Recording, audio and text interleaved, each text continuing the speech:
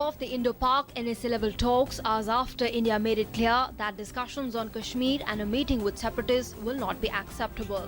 The talks were scheduled for today. Pakistan took the alibi that the talks cannot be held on the basis of the preconditions set by India. India has termed Pakistan's decision to call off talks as unfortunate. External Affairs Ministry has clarified that India never put any preconditions for NSA-level talks. What India insisted upon was commitment to the spirit of Shimla Agreement and the UFA Declaration. In Jammu and Kashmir, 3 militants were killed and an army jawan injured in an encounter between security forces and militants in Handwara area of Kupwara district.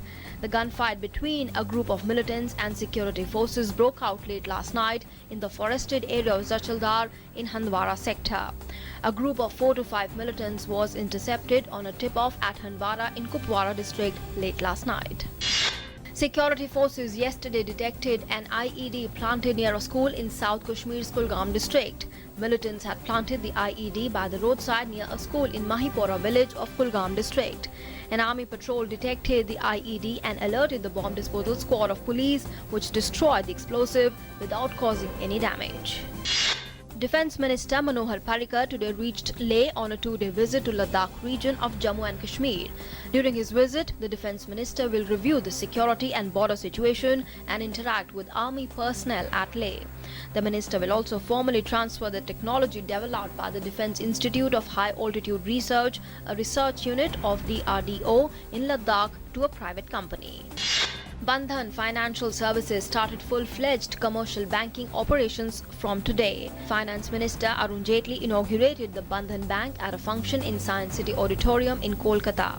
The Kolkata-based Bandhan got the financial approval of Reserve Bank of India to start commercial banking operations last year. The government has hiked minimum export price of onion to $700 per metric tons from $425 to check price rise.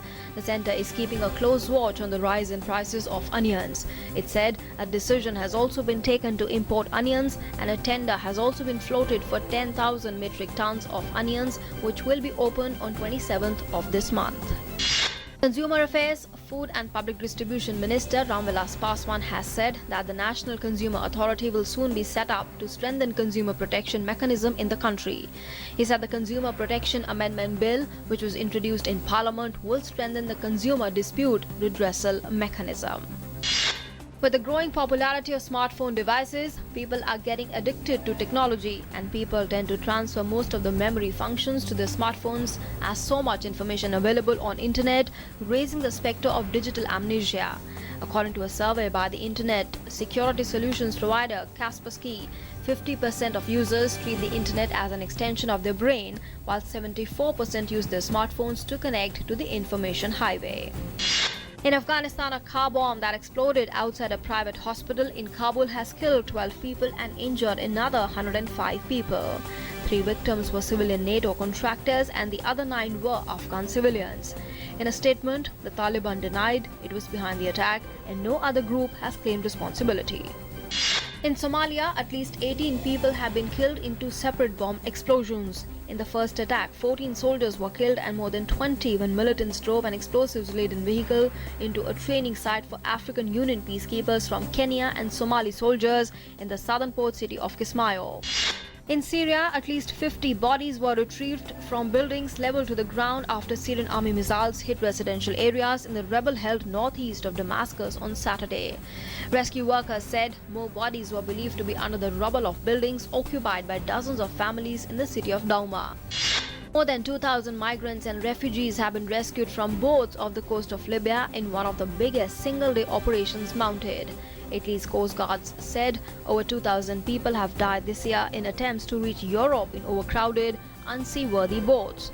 The route from Libya to Italy is one of the busiest for those trying to enter Europe. A military jet taking part in a British air show crashed into a busy main road, killing 7 people and injuring more than a dozen others. The Hawker Hunter fighter jet, which was participating in the Shoreham Air Show near Brighton in southern England, hit several vehicles on the road as it crashed yesterday. Top-seeded Indo-Swiss pair of Sanya and Martina Hingis crashed out of the ATP tournament in Cincinnati. Taipei pair of Hao Ching Chan and Yung Jen Chan beat the Indo-Swiss pair in the semi-final of the tournament.